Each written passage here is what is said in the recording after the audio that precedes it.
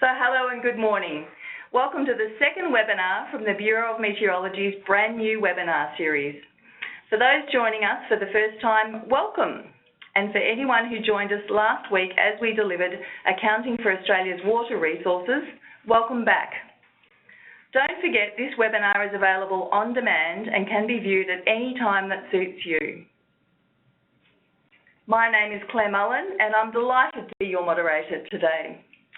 Angela is our producer and will help moderate your questions. Hi, Ange. Hi, Claire. All good?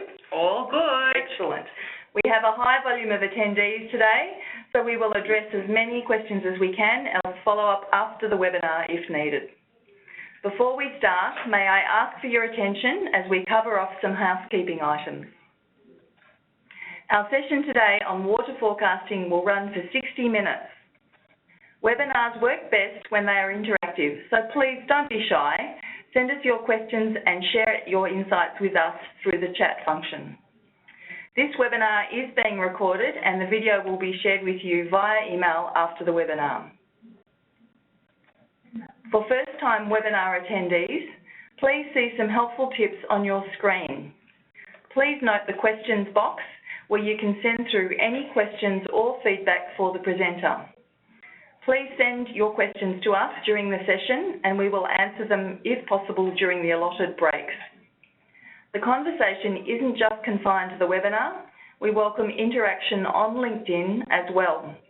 Don't forget to include #BOMWebinars in your posts.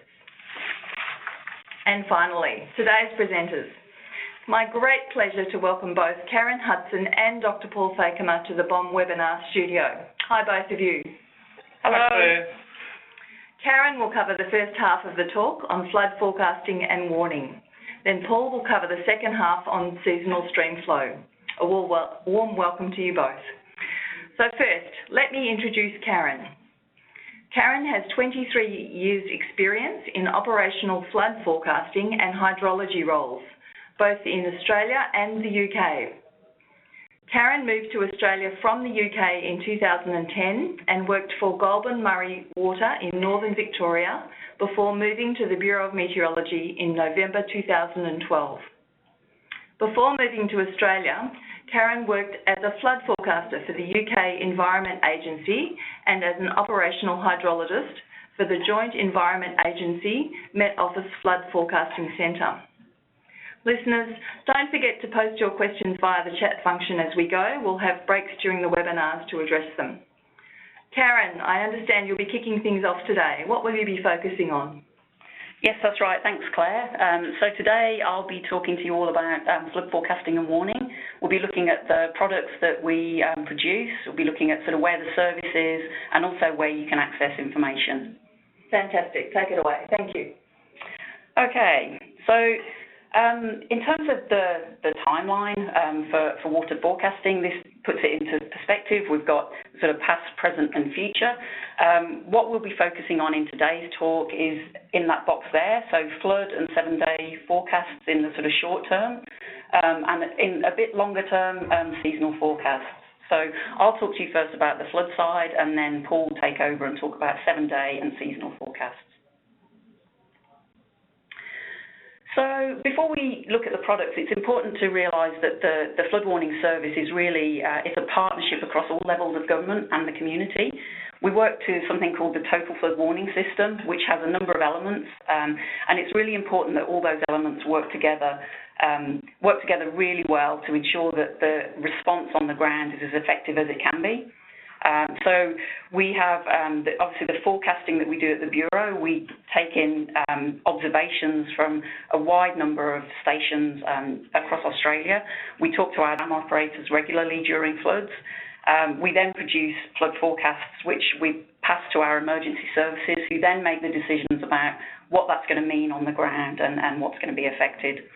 And perhaps the most important part of it all is that the community being able to sort of respond effectively to protect themselves and their property. So in terms of the products that we issue in the flood sense, you'll probably be most familiar with the sort of Flood Watch and Flood Warning. There are two key products. So the Flood Watch, which goes out first, generally before the rain has started, and then the flood warning, which goes out a bit later when we have a bit more certainty. We also have another couple of products which are under development. So flood scenarios is something which we've actually produced in Victoria for a number of years now, but is now being rolled out as a national product. So throughout this year and over the next coming few months, we'll be rolling that out to all the other states and territories. River alerts, again, so this is something which was operational in Tasmania and has been for a number of years, and again we now have the functionality to be able to do that nationally. So what will happen there is that we'll be able to sort of push alerts for certain locations out to the emergency services. They'll be able to pick those up and then disseminate out to the community via their own systems. Another very important part of the service and the products that we provide is actually the information and the data that's produced on the web. So we have a number of rainfall bulletins and river level bulletins, which you can look at for your own sort of catchments and locations. Okay. So moving on now to look at, well, so how do we actually produce those flood products? Well, we have a series of inputs. So we have the rain and river observations that we mentioned. We have a series of radars around Australia, a radar network, which we can feed into our systems. A number of gridded rainfall forecasts, so these go out to up to 10 days ahead. And then tide and ocean level observations and forecasts as well. And in terms of the forecasting and warning process, we have HIFS is our hydrological forecasting system at the Bureau, and that supports both the flooding side and also the 7-day stream flow forecast, which Paul will talk about later.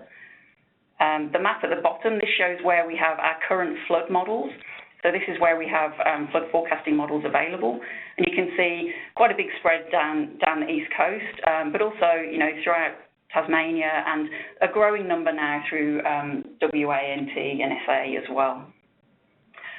Flood forecasters are a very big part of the process. So what HIFS enables us to do is to bring in all of those inputs and visualise them, run them through the forecasting models that you can see in the map there, and then visualise and interpret those results.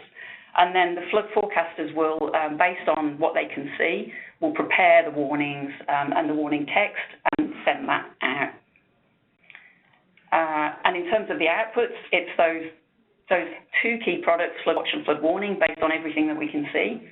Flood scenarios, which is really just a bit earlier in the piece, trying to look at what might happen and how bad things might get, and we share that with our emergency services through briefings, which happen quite regularly on the flood desk. And as we mentioned previously, we also have that real-time data and alerts. So let's just look a little bit at flood watch and flood warning. So the two main products. The flood watch is generally it's got more uncertainty than a flood warning. So we're issuing it generally 1 to 4 days before flooding occurs. It uses forecast rainfall, and forecast rainfall in itself has inherent uncertainty. So uncertainty is about how much might fall and exactly where it might fall. So a flood watch is really an outlook for an area and can be quite a wide area depending on the uncertainty. A flood warning is usually issued when we have a bit more certainty about what might happen. So it's based on a combination of observed and forecast rain, and also observations of level and flow from all those stations around Australia. We give more individual predictions on these warnings, so they'll be more specific and down to a sort of a specific gauge location for a town or community. And it's important to note as well that all the flood warnings and the flood watch, we're looking at sort of impacts, minor, moderate and major impacts. So the service is impact-based, and flood class levels have been set according to the level of impact that the flooding is going to have on the ground. So in a minor flood, you're looking at sort of pathways next to the river, or perhaps just some sort of minor roads being impacted, that sort of thing. When you get up to a moderate flood, you're seeing probably a few isolated properties starting to be affected and perhaps more significant impact on local roads. And a major flood is really, this is where you get significant impact, widespread disruption, many properties affected, and probably key transport routes may be cut off.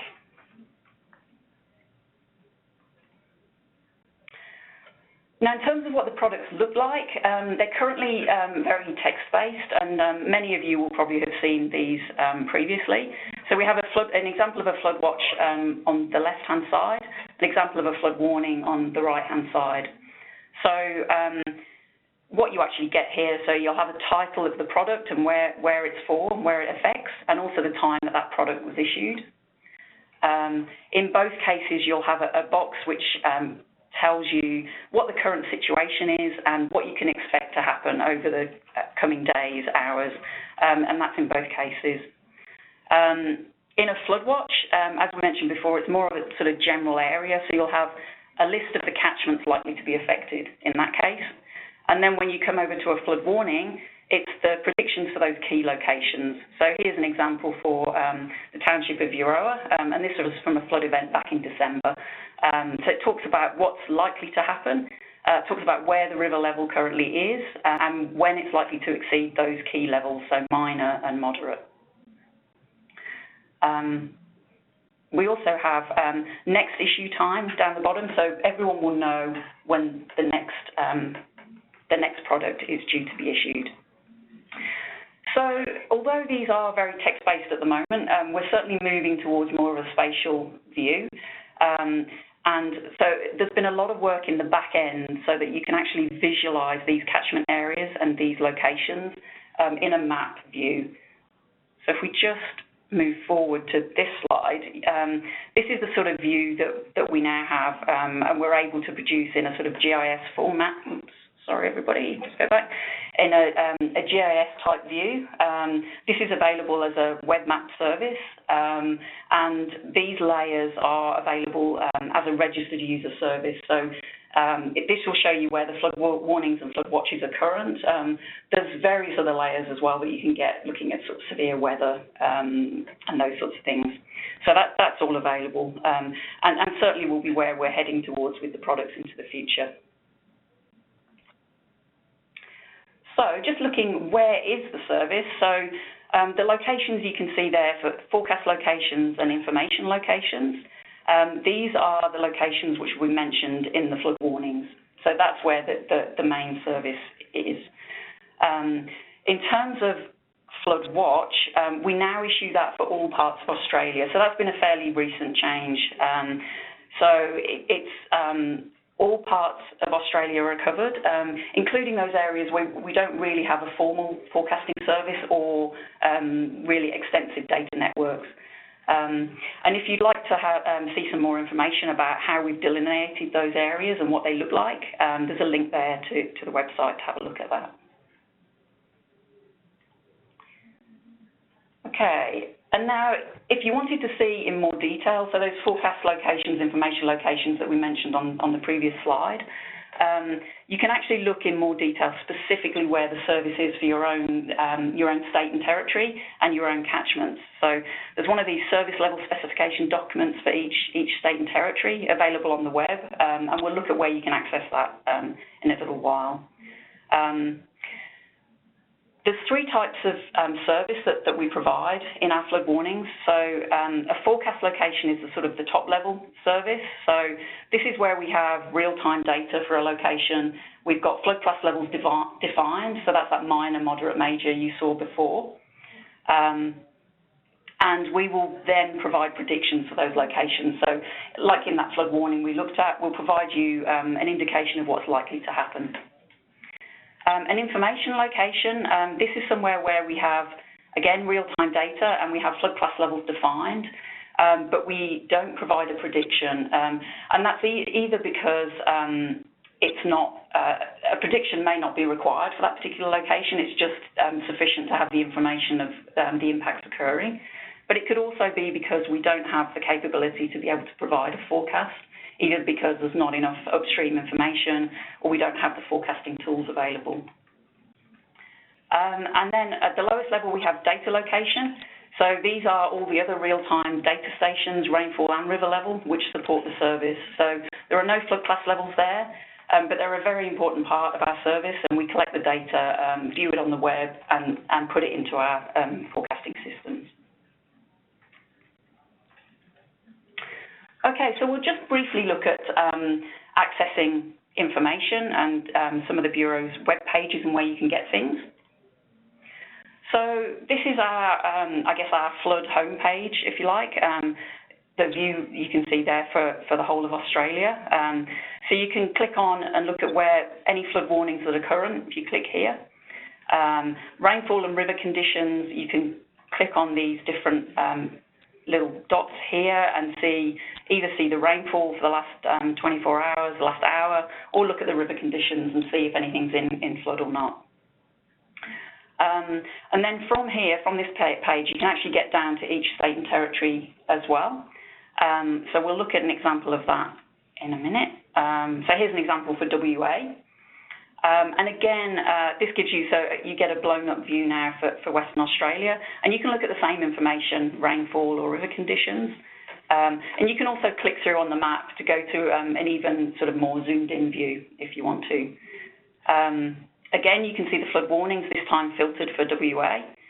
The service level specification document, so that's what we mentioned earlier, where if you want to see the real detail of where the service is, you can click there. And FLARE resources, so I wanted to just highlight this as being, this is a resource that the Bureau has put together to assist local agencies and state agencies with flash flood responsibilities and flash flood warnings. So the Bureau itself doesn't issue flash flood warnings, other than in the severe weather warnings will warn of heavy rainfall that might lead to flash flooding, but we don't put out location-specific flash flood warnings. However, there is this resource that agencies can register for and access. So that's how you can sort of find some more information out about that. In terms of the rainfall and river level data, if you actually want to go to see sort of tables and plots, you can click here and get some more detailed information. So just looking at an example here. This is an example for Queensland, but it's the same for every state and territory. You'll get a list of the catchments where you can look at the river height data or look at the rainfall bulletins 1 hour, 3 hour, 24 hour, and click through and get plots and tables to view. There's also the Bureau app, which gives you, obviously, lots of information about the weather and the forecast, gives you access to your local radar, but also the warnings that are current. So this will be flood warnings as well as weather warnings and any other warnings that are out. And Twitter and media, so this is something we're using a lot more. Now at the Bureau, you'll see in the media interviews with our meteorologists and hydrologists. Those can be both live and pre-record. We use Twitter a lot now to put out, so we'll put out messages around our flood watches and flood warnings and what's happening. There'll also be severe weather update videos as well. So these can be really useful in the run-up to an event to help you understand some of the uncertainty and what might happen over the coming days. And here are our Twitter handles if you want to follow sort of for your own state and territory. Okay, so I think what we'd like to do now is actually just ask all of you a question and ask where you actually get your information from during a flood. What are your sources? So for our listeners today, you'll see a pop-up box on your screen with a couple of answer choices there. Your options today are A, the BOM website, B, SES website, C for Twitter, D for TV and radio, or E for other. And perhaps if other is your answer choice, you could let us know in the chat what the other source is. We'd be really interested to know. So we'll leave that open for a few more moments and give everyone a chance to get their answers in. Perhaps while we wait for everyone to get their answers in, I believe some questions have been asked. So Claire, over to you. We have. We've had 3 questions from Dwight. He's a very active questionnaire, so that's awesome. Thanks, Dwight. So the first question was, does alert give flood height in river at certain points? The alerts, yeah, that's right. So what the alerts are intended to be is, so for a specific river location, set a trigger level, and when that trigger level is exceeded, the alert comes out. Thank you. His second was more a comment than a question. He said, maps are better, text is hard to visualise. Absolutely, yeah, and I think we would all agree with you there, Dwight, definitely. We really want the products to become more map-based, absolutely. Thank you. And his third question, is there an RSS feed for alerts so I can munge the data via web? I'm not aware of it. I think with the alerts, actually, it's I guess it's a new service, just sort of up and coming. I'd need to find out probably a bit more information for you on exactly what we do there with the alerts. Thank you. We also had a question from Tan. He asked, will river alerts be rolled out to other states in the future? Absolutely, yeah, that's the plan. So the functionality, so it was live in Tasmania. And the functionality now has been built so that the Bureau can send alerts out for every state and territory. And it's something that we're going to be starting to trial actually in Victoria in the coming months. But certainly it's possible. Great. Well, let's have a look at these poll results now. So thank you. About 73% of you have now completed the poll, and we'll close that off now. From our results, we can see that the majority of our attendees are, in fact, getting their information from the BOM website. Is that what you were expecting to see? Well, that's fantastic to see. I was really hoping that people would say that, so that's great. I'm a little bit surprised, actually, that Twitter's not higher. I thought that we would have a higher percentage of people putting that through. Well, maybe that now that they know the handles. Yeah, exactly. There you go. Yeah. We'll hear more from them. And also 31% for TV and radio, yeah. So I'm not too surprised about that one. That's good.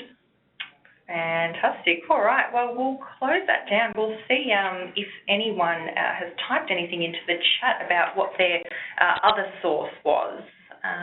So let's have a look. See.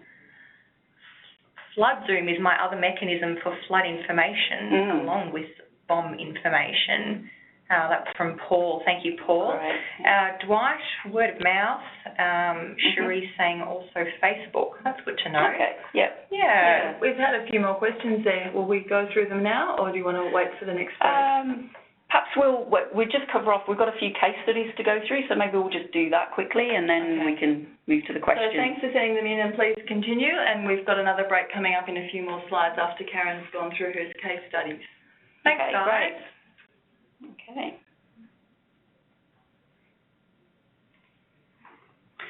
Okay, so we'll just move forward quickly just to look at a bit of recent history of flooding. So here you can see, this graph shows you the last sort of 10 years of flood watches and flood warnings.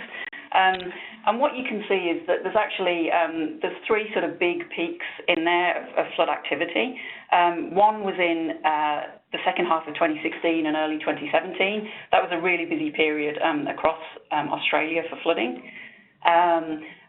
But then before that we have the really big floods that happened in 2010 to 2011.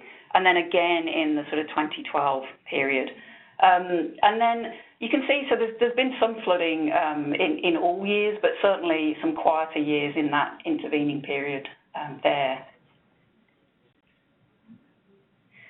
And so in terms of the coverage, I just wanted to show you that busy period that we had through the second half of 2016 and into 2017. It really was a very busy period for a lot of states, and many states in sort of operations for extended periods throughout that for several months. We had major flooding in every state and territory at some point during that period. And record-breaking flows and levels. So in Tasmania in June, and then actually back through into Queensland and northern New South Wales during the sort of TC Debbie period. So yeah, very, very busy time for all of us.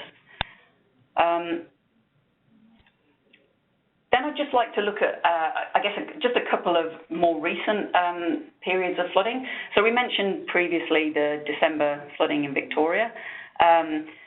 This shows you the rainfall that we actually ended up getting in the few days up until this flood event. So some totals there in the sort of, in the 200 to 300 category over parts of the northeast. And I guess quite a wide area there of having sort of over about 50 to 100 quite widely in the eastern part of Victoria. So we saw minor to major flooding throughout that sort of half of Victoria. Issued 86 warnings throughout that event, and in some locations had really, really rapid river rises. So you can see on this plot down here. So this is the township of Euroa, and this is what was mentioned in the flood warning earlier. These blue crosses show when we issued the flood watches. First flood watch actually went out the day before. Then we had the first initial moderate flood warning was issued here. Then it rose very rapidly, as you can see, sort of through minor. We issued the major flood warning here. Then it continued rising through moderate and major. And actually in that, there's probably only about a 5-hour period from being sort of right the way down here to being above the major flood level. So very rapid rises there at that location. And then even a bit more recently, we had some flooding in Tasmania just last month.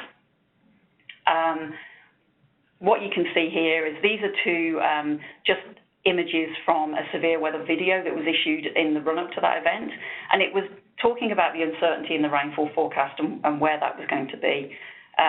So I think one of the models had it more across Victoria and parts of Tasmania, whereas the other one had it confined to far East Gippsland. So I've put the link there to the video if you'd like to watch it later. It's actually quite a nice sort of introduction and explanation of the uncertainty. But in Tassie, this is what eventually happened, and it's more like this scenario. And you can see that we had some really very, very heavy rainfall over Hobart there, and that's what caused the flash flooding in Hobart in May. Catchments have generally been very dry, and that's what you can see on these plots here. This is one before the rain, and this is one after the rain. And the red denotes the sort of very dry areas. Blue denotes where you've had, so you can see here in Hobart, it was very dry beforehand. And after the rain, it's become a bit more wet in those catchments. But given that it was so dry, we only had minor riverine flooding on a few rivers there. So that's, I guess, a very quick run through from me, and I think hopefully it's given you a bit of an insight into the flood products and where you can access information. And happy to, I guess, answer any more questions. Fantastic, Karen. Many thanks. We've had at least 5 questions. Thanks, everybody, and please keep sending them through. From Leanne, when is the VIC trial likely to be implemented in Southeast Queensland? The alerts trial I think it's the alerts trial that you're talking about. We're trialling that now just to prove that the functionality will work, and then it will be discussions between the sort of the local bureau offices and the emergency services in those states to be able to roll that out a bit more in that state. Thank you. Matt asks, does BOM plan to eventually convert predicted storage heights to predicted flood maps? Storage heights to flood maps, that's not really something that would be in our remit. So flood mapping is generally done more by our state agencies and the catchment management authorities. It's not really something that we would do at this time. Thank you. Aruna asks, do you archive flood data? We do archive flood data, so you can actually get the water data online, which is a link on the Bureau's website where you can access information, level information and flow information for a wide number of stations, several hundred, I think, isn't there, Paul, on there. So yes, certainly flood data is archived on there. Thank you. I asked you the wrong question, I'm sorry, Karen. So when Matt asked, he was asking about predicted stage heights, not storage heights. Does that make it any different? Can you answer? Yes, yeah. So Well, this is something that we're working quite closely with our emergency services colleagues on. So there's certainly a push to move towards more impact-based forecasting and sort of try and show that in a more visual way.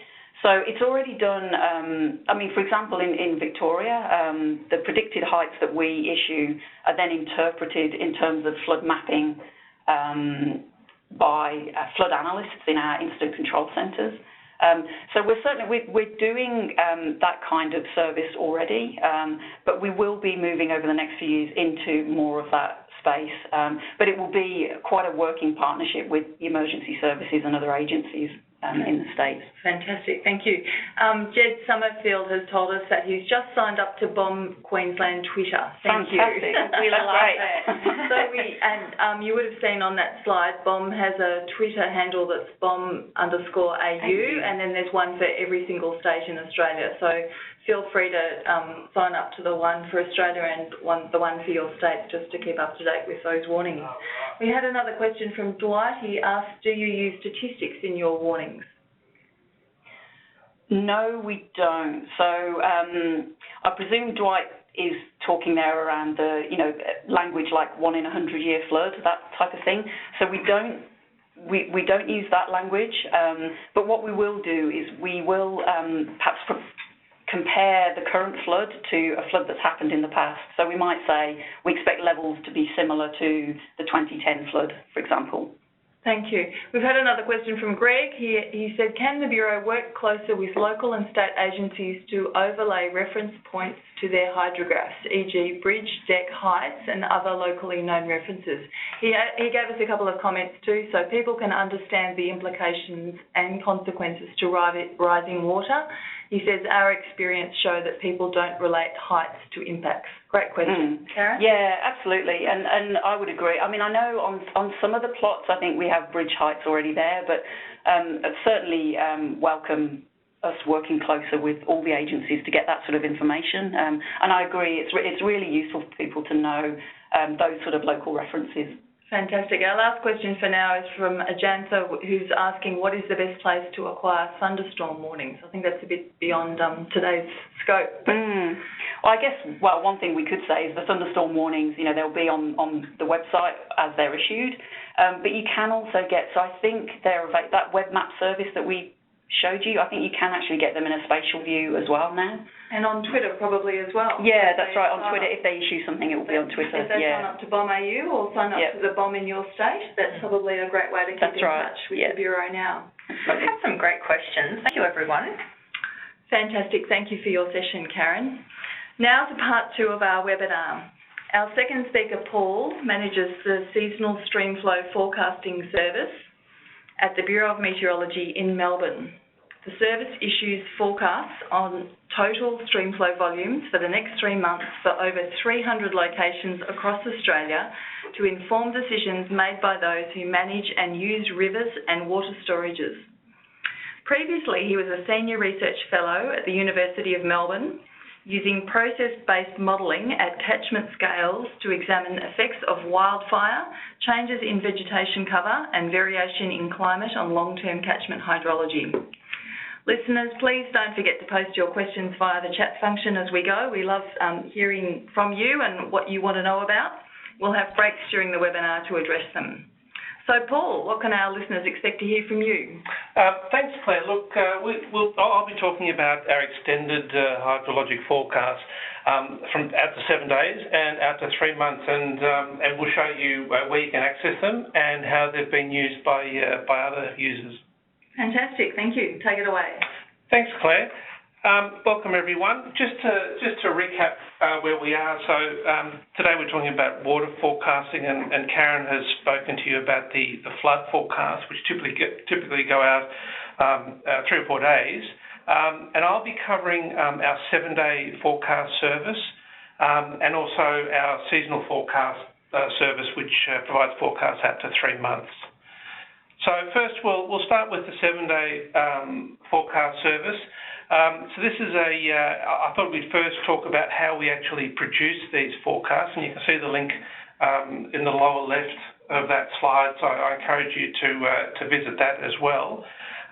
But look, the inputs, in terms of inputs, we rely heavily on rainfall observations, on rainfall forecasts out to 7 days, and also observations of stream flow. So we rely heavily on the same network that the flood team relies, so what we call ACE, the Australian Integrated Forecast System, which is the Bureau's operational forecasting database for flood information. And that's a really important part, having that real-time data that comes in very quickly to the Bureau system that we can then use in our modelling. We also use observations of rainfall, because the observations of rainfall then flow through those catchments into our streams and become stream flow. So it's very important to know what the rainfall is at the moment. And we also use rainfall forecasts, and we use forecasts from a modelling system known as AccessG, which runs at a 25-kilometre resolution that has 3-hourly data with 12-hourly updates. And so we process that information into a rainfall runoff model, so that converts effectively the rainfall into a runoff, into stream flow. And we do that every day. So the forecast gets updated, I think it's around 9 or 10 o'clock in the morning every day. We then apply some what we call error correction, and so that takes account into some minor bias that might occur, so that's the fine-tuning of those forecasts. And we then provide that to a website which allows users to select sites and information that is of interest to them. And ultimately, we hope that information will then lead to support decision-making in a number of different services. So it might be to reduce water wastage in managed irrigation systems, particularly when natural flows are expected, or also to achieve environmental outcomes, and we'll talk a bit about that in a case study later on. Also for people who manage water storages, that's very useful as well. So if we now look at the website, so on the left panel is that which you'll see in the public service. On the right, there's a panel which you'll note if you would access the registered user service. Excuse me. And so just briefly, and this also is important for the seasonal forecast service, is we run a registered user website which we use initially to include initial new developments, so new products, new modelling approaches, new sites. First get included in the registered user website. After it's been there for some time, usually a few months, and everything's working well, we then transfer that across to a public website. So the public website, not surprisingly, is open to anyone. Registered users, you need a username and password, and it's simply a matter of letting us know, just providing your details, and we're more than happy to provide you with those details so that you do get access to the registered user website. Just quickly, is there an email they should? Yeah, so I think it's one of the very last slides, there will be a summary, or there's a slide of links, and also email addresses. So there'll be an email that I encourage you to email us at, and we'll put you on the registered user access for these services. There also are some other subtle differences. Sometimes there are extra products as well, so it's certainly worthwhile doing that. So quickly, just to give you an idea, there's a dynamic map which allows you to select a particular site of interest, either by selecting it with the station selector or on the map itself. There's some quick facts that give you some high-level information about each site, but really the important information is in the lower half of the page. You'll see that this chart is grouped into 4 different quadrants. To the left of this vertical line, or this vertical line represents now, effectively. So to the left we have observations, to the right we have the forecast. Along the top we have rainfall, and on the bottom we have stream flow. So at the moment, so you'll see that the observations of stream flow and rainfall are fairly low.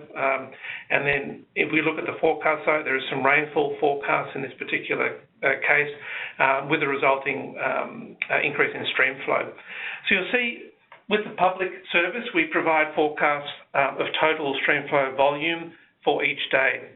If we now look over to registered users and we look at the same panel, you can see that we provide an hourly outlook in terms of forecast. So here you can see that we've got observations of rainfall, but also forecast rainfall, and that's leading to an increase in forecast stream flow. We also support the flood warning service as well. So here you'll see that when rain, as in this particular instance, this is a few days later now when that rain has actually occurred, and we're expecting an increase in stream flow in this particular site in the next day or two. There is also a flood warning current for this particular site. So we also provide a link back to the flood warning service as well, so that you can look at the details of those flood warnings.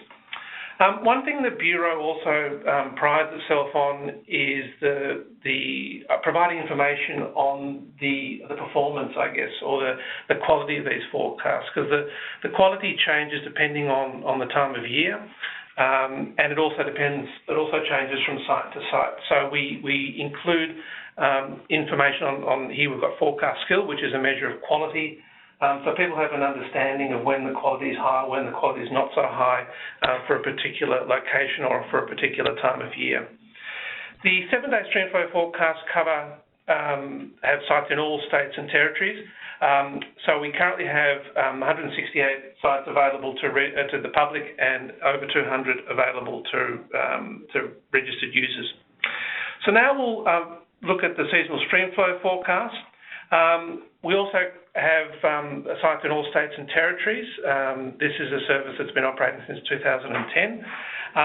This uses a slightly different technique. We provide forecasts that are probabilistic, so they give you a chance of what you're likely to expect. We provide forecasts at gauges, locations where we have data within streams, but we also provide forecasts for water storages. So we work with a number of stakeholders to do that, to provide inflows. The forecasts are updated every month, normally by the 7th working day of the month, and they provide an outlook for total volume over the next 3 months. At the moment, we have 340 sites available to registered users, and 215 of those are available to the public. And I should add that we've just added 33 sites to the public as of this month, all in New South Wales. So the link for you to access these seasonal forecasts is in the top right. On the front page, there's a summary of the forecast. There's also a map that allows you to select your site. And there's also links to video. So we have an educational video and also an outlook video where we provide a 4-minute outlook on the climate and water outlook across the country. So you can zoom in and then find more detail at regional level as to what the forecasts are suggesting. So one of our main products, if we'll now look at the forecast is site-based. So once you click on a particular location of interest, you've got the forecast products here. We've got a box plot, which shows you in blue is the historical reference, the distribution of flows over the past 30 or 40 years. And then on the right, we've got the orange, which is the forecast. So in this particular instance, you'll see that the median flow in the centre of the box plot is quite similar to what you would normally expect looking at historical flows. But you'll notice that the distribution is not as great as the historical reference. And that's one of the key features of these forecasts that I'll come back to. So there's also information on verification, so how will the forecast do, past observations, and also people can download a summary, a description of that information. So one of the ways that we communicate our forecast is to group the flows into whether they're low, near, median, or high. So we get the historical information, we sort it, and we group it into 3 equal categories. And then when we present the forecast, so in this particular instance, we've got a forecast for low flows. So normally, using historical information, you'd expect 33% in each of those categories. But this particular forecast is suggesting low flows, about 68% chance of low flows occurring, so much greater chance than otherwise. So we use that. If we then get the most dominant flow category, and we map that across the country. And this is one of our products that we're about to release as well. You'll see where we're expecting low or high flows. So this is the current outlook for the next 3 months, where we're expecting 60% of those sites are expected to have low flows. On the right-hand side, we also provide a map of skills, so quality as well, and you'll see particularly forecast skill is a bit lower when we transition from low to high flow periods, but often higher when we go the other way around. So up in the north, it's quite high quality at the moment. I thought I'd quickly just run through one of the questions we often get asked, and that is, why do we sometimes see high rainfall forecasts and low stream flows forecasts, or vice versa? And this applies to the flood forecasting as well as to the 7-day and seasonal outlooks. Here we happen to have monthly observations, but if we categorise, so here we've got one particular site on the Murray River in the Upper Murray. On the top chart we have, and these are all observations, so no forecast, but just observations. We've got observed rainfall, and on the lower we've got observed stream flow. And if we categorise those into whether those either rainfall or stream flow are considered to be low, near, median or high, and here we've got these lines that are on the chart. So above the blue line is considered high flows, below the orange line is considered low flows. If we now colour code those according to where those flows occur, whether they're high, median or low, we can now look at a period, and here we're coming out of still coming out of the Millennium Drought, and here you'll see an instance where we've got 3 months of near, median or high flows, high rainfall, I should say, but still those 3 months had low flows as well. So often it takes some time for the rainfall to travel through the catchment.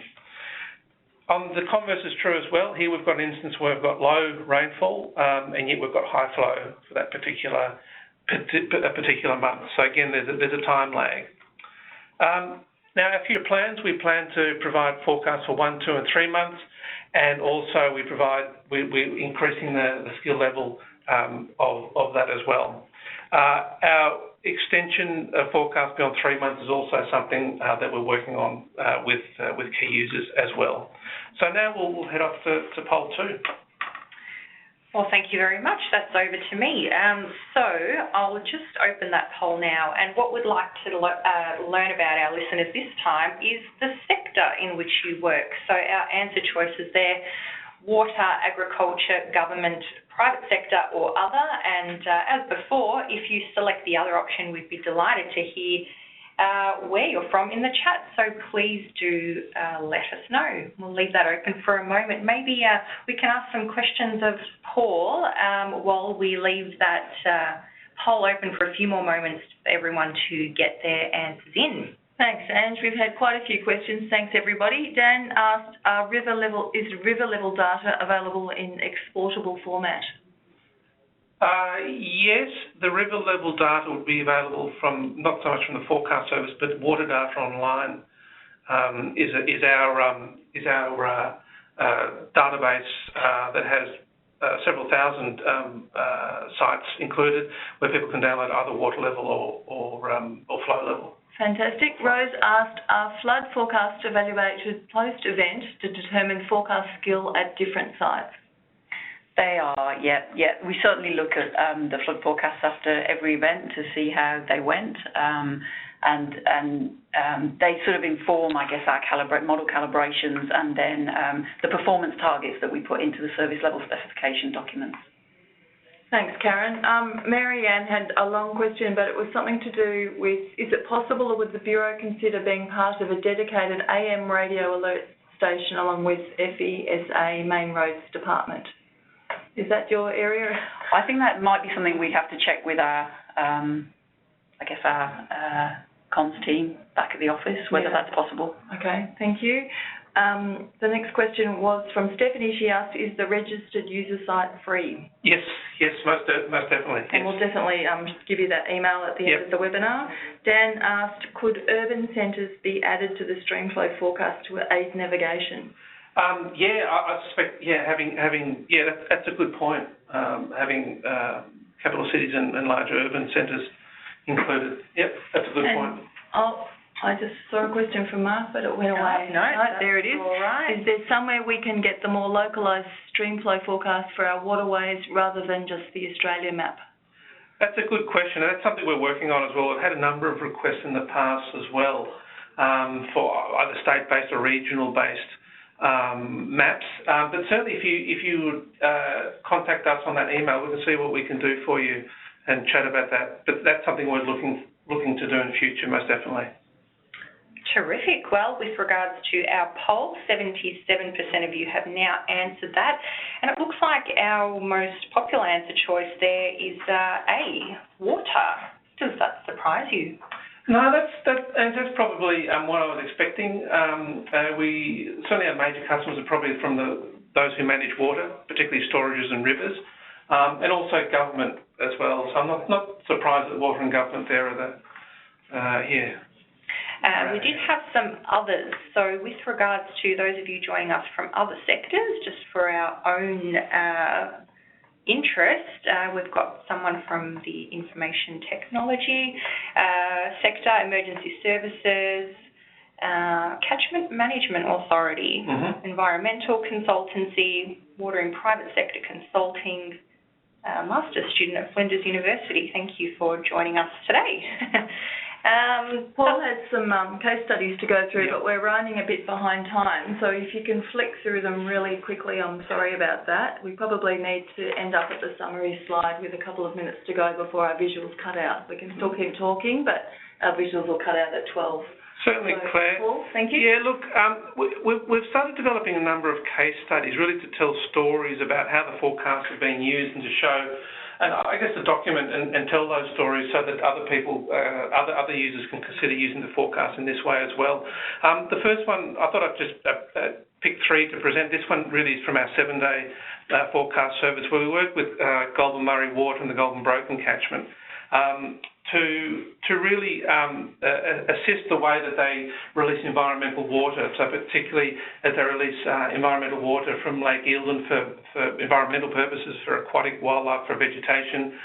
The river needs to be at a certain height for a certain amount of time and rise in a certain way, but we don't want to cause flooding. So often it's a fine-tuning operation in which you really need to know how much water will come down through the tributaries into the Goulburn River, for example, below Eildon, before you release water from Lake Eildon so that you can maintain the environmental benefits but don't lead to flooding downstream. So that's one, and we've done some retrospective forecasting to show that this would have supported a particular decision not to release environmental water because it had the potential to cause flooding downstream. So again, all these case studies are now available from our website as a PDF document. The next case study is one that we did with on the seasonal area in the seasonal forecasting service with Icon Water, who were early adopters of our forecasts back in 2010. And when we were coming out of the Millennium Drought, so the historical water storage levels were below the trigger level for water restrictions, so they had water restrictions in place. Excuse me. As the water level rose to above the restriction levels, the trigger levels, Icon Water was faced with a decision: should we remove those water restrictions? And their own forecasting was suggesting a fairly wide spread, was shown in blue and with the purple arrow. And so they also used the Bureau's forecast, and the Bureau's forecast was suggesting a much narrower spread, and that high flows were more likely. So they ended up reducing or removing the water restrictions, which ended up being the right decision. So we've told this story a number of times at various forums. The other one we're working on at the moment, so it's not quite finished yet, is one with now known as Crown Lands and Water in New South Wales, where we've been working with them to not only provide forecasts of inflows into the Wangalla water storage, which is then used for irrigation and helps CLW determine water allocations, but they've then taken our water storage information, the inflows, and converted that into an estimate of water storage height.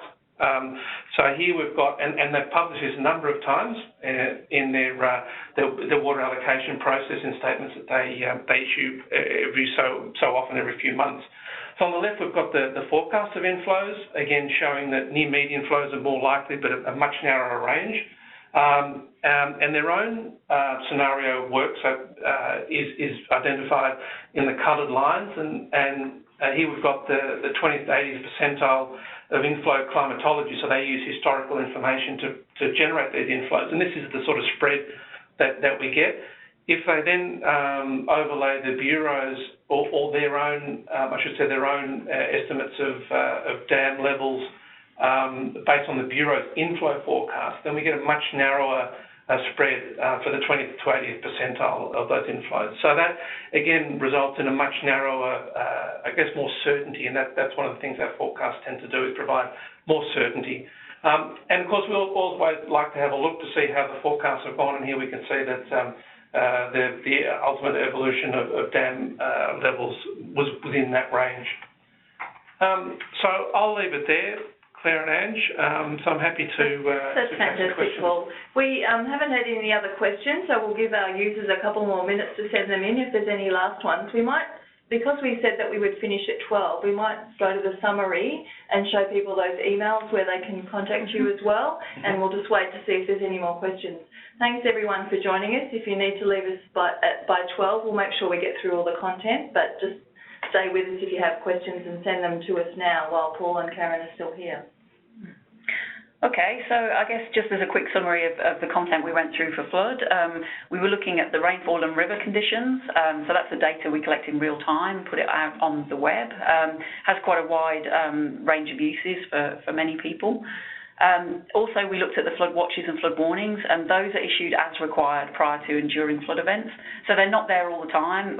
We issue them when they're required. And obviously, they're all about protection of life, assets, and property. And over to you, Paul. Thanks, Karen. And so now with the 7-day and the seasonal stream flow forecast, the 7-day forecasts are at the 7 days and updated daily, whereas the seasonal ones are updated every month at the 3 months. And they both are used by similar users in terms of particularly those who operate water storages and rivers. And they use them to help them to support their decision-making in relation to the way that they operate their rivers, the way they manage irrigation and water allocations as well. And so here we've got really the next steps. So now that we're concluding this webinar, we've got some action items for you, particularly if you want to follow the links that we've been talking about. So we've got links there for the flood forecast and warning service, and also the email that you can contact if you'd like to know more, and also for the 7-day and the seasonal stream flow forecast links to the website, and also emails if you'd like to know more. And you don't have to worry about scribbling down those links, ladies and gentlemen, as this presentation will be sent to you so you can access those websites nice and easily. So which one specifically is for the registered user site? Because that's the one we seem to be getting the most questions about. So for those who would like to have access to the registered user, depending on the 7-day or the seasonal or both, then please just send an email requesting registered user access to one or both of those email addresses. Thank you, that's awesome, Paul. Dan's asked us about attendees getting a copy of the presentation. Thank you for your question. We're just still tying up a few technical issues at our end, being able to issue on those presentations, but we're definitely working on it as fast as we can. Dan? Absolutely. So anyone who joined us for last week's webinar and joining us again today, thank you. You'll receive both sets of notes and recordings probably together by the end of this week, or Monday at latest. We're just getting those transcribed as we speak, so thanks for your patience. And Annabelle said, great webinar, thanks. So thanks, that's awesome. Annabelle. It's only our second one ever, so we're learning a lot, I can tell you. So that brings us to the end of the webinar. A big thank you to Karen and Paul for your time today in developing the content and sharing your wisdom with us. To our audience, thank you for tuning in and joining us today. We hope you found the content to be riveting, and we do hope you'll join us again next time. If you would like to continue the conversation, please use the hashtag BOMWebinars in your LinkedIn posts. And speaking of next time, we have another webinar next Wednesday on the 20th of June. If you'll join us so we can bring you our third webinar. This time we'll be discussing how to get near real-time soil moisture estimates for your location or catchment. If you can't attend, as long as you register for these webinars, we will email the recording link to you after the session. As mentioned earlier, this session has been recorded and we will have the video ready for you as soon as we can. We're working on it. Finally, but most importantly, we do want your feedback. It is our aim to bring you the highest possible quality webinars, but we can't do that unless you share our experiences with us. Once we close this webinar, a short survey will pop up on your screen and we'd be very grateful for you to complete that anonymously. You do it, we won't know who you are. So once again, thank you to everyone in the room, to Paul, Karen, Ange and Jim and Luke out the back with Check Support. We're very grateful for your time and we look forward to seeing you at the next one. So thank you and goodbye. Thank you, Claire.